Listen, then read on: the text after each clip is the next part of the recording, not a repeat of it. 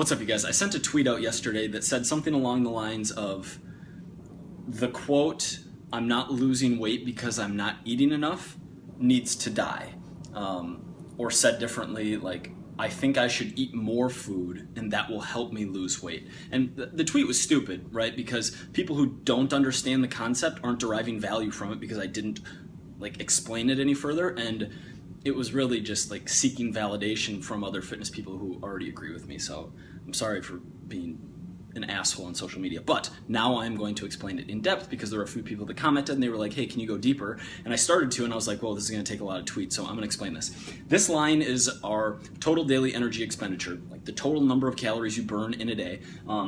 This line moves all over. This line is not set even for an individual person. It is made up of, it's your metabolism essentially, right? It's your basal metabolic rate plus the thermic effect of food plus activity, right? Intentional activity, so moving around, lifting, burning calories via any kind of intentional activity, and then non-exercise activity, thermogenesis, NEAT, like fidgeting or random movements going on. So when you are in a calorie deficit, right? When you are eating fewer calories than your total calories burned, you're going to over time lose weight. However, when you're in a calorie deficit, your total daily energy expenditure is actually going to start coming down, right? But like this depends on a lot of things. We can move it up by doing a lot of activity or like doing various things. But when you're eating less, your basal metabolic rate is going to drop a little bit over time. Not a ton, but something like, I don't want to throw a number out here when I'm not super sure what the research says. I want to say like 10%, maybe more, maybe like 15%, 200 to 400 calories over time. But like that is what people are referring to, is that drop in TDEE. And maybe in the long term, or I will not even say maybe, in the long term, super aggressive calorie deficits don't make a lot of sense.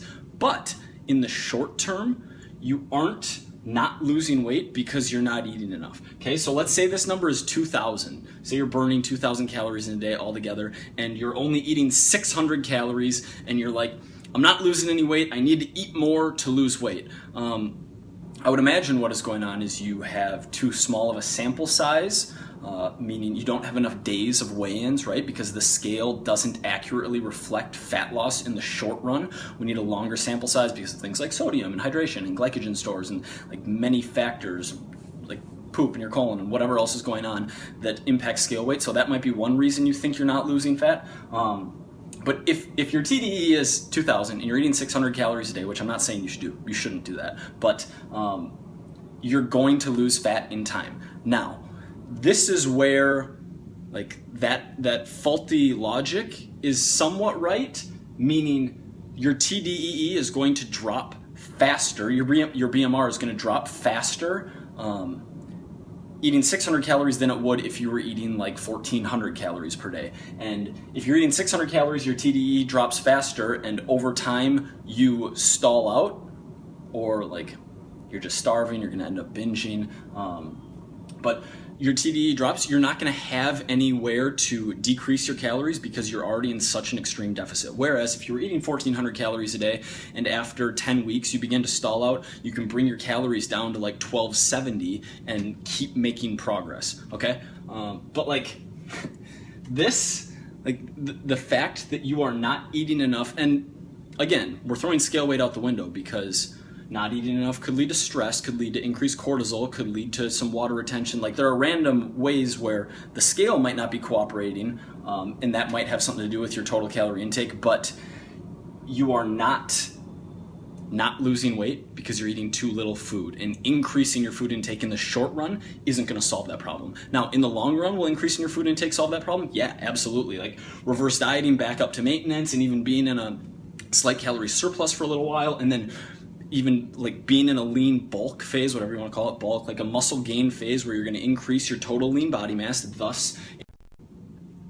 I need to delete space on my phone. I'm so pissed at myself, I keep running out of memory. Anyway, I was talking about the fact that eating more in the short run isn't going to promote further fat loss, but eating more in the midterm is something that can lead to an increased total daily energy expenditure, an increased calorie maintenance, thus you having an easier time to lose fat in the future when you drop those calories back down.